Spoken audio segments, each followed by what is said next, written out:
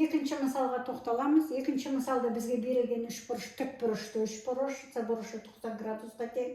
Катеттің бірі 24 см, екіншісі 18 см. Сүйір бұрыштарынан түсірілген биссектрисалардың ұзындығын тап деп тұр бізге. Демек біз БД және АН қабырғаларының ұзындығын табамыз. Енді үшбұрыштың түріне келетін болсақ, тікбұрышты үшбұрыш.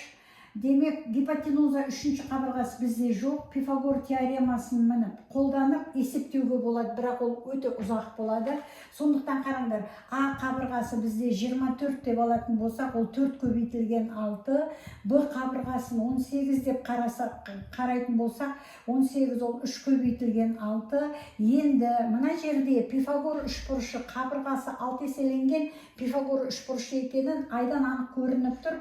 Сондықтан біз гипотенузасы катеті 4-3 болғанда гипотенуза 5-ке тең, 5-ті 6-ға көбейтіп, гипотенуза 30 екенін таптық. Мына жердегі АБ қабырғамыз біздің 30 см болады. Екіншісі, біз енді А төбесінен түсірілген АН биссектрисаның ұзындығын табамыз. 3 қабырғасы белгілі. Демек, біз мына формуланы қолданамыз.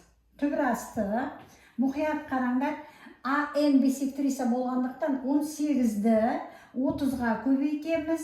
Және 18 қосу 30 қосу 24 қосындысын аламыз. Және 18 қосу 30 азайтылған 24 деген тағы бір көбейткіш аламыз. Мына жерде бөлеміз 18 бен 30-дың қосындысына. Есептеп келетін болсақ, мына жерде 18 дегеніміз алт жердегі 3, 30 дегеніміз алт жердегі 5.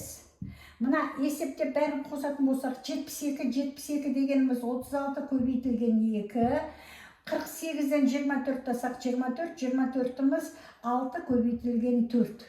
Қараңдар, бұның бәрін көбейтіп қоса алмаймыз, үлкен сан шығып кетеді. Сондықтан уақытты үнемдеу барысында біз осылардың бәрін осылай жіктеп аламыз. Енді қараңдар, 2, 6, 36, 36-дан 6 шығады.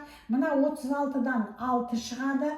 Мына 3 пен 2-ні көбейтсек 6, 6 мен 6-дан 36-дан тағы 6 шығады, 4-тен 2 шығады. Сонда түбірасында тек 5 қалып тұр. Бөлімінде 48. Алт жердегі 8-ді қысқартамыз, мына жерде 8 болады. 8 бен 6-ны қысқартамыз, 2-ге мына жерде 3 қалады, мына жерде 4 болады. 4 пен 2-ні қысқартамыз, 2 болады. 2-ні 6 мен 3 болады. Сондағы жауабымыз 9, түбірасты 5. Демек, АН биссектрисамыз 9, түбірасты 5. Дәл осылай, енді өз беттеріңше маған Б қабырғасына түсірілген биссектрисаны, демек БД биссектрисасын есептеп шығарыңыздар. Бұның жауабы 8, түбірасты 10 болып шығу керек.